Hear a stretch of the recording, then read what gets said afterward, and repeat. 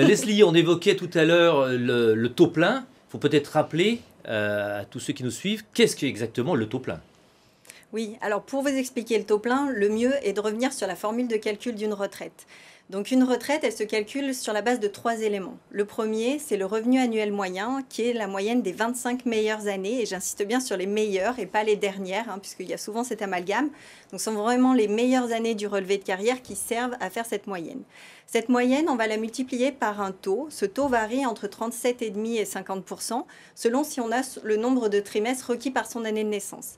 Donc si on a par exemple génération 1959 et 1960, il faut 167 trimestres.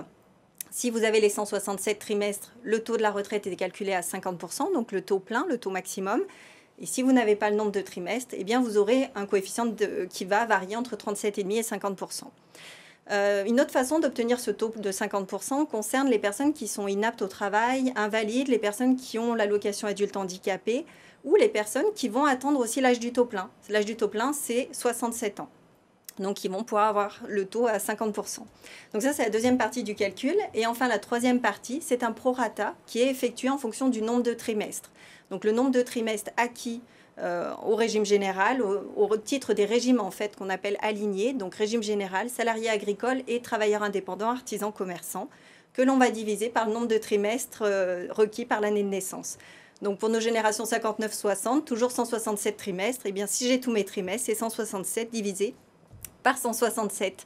Et donc on obtient le montant annuel de la retraite en multipliant ces 3 éléments. Finalement, c'est relativement simple.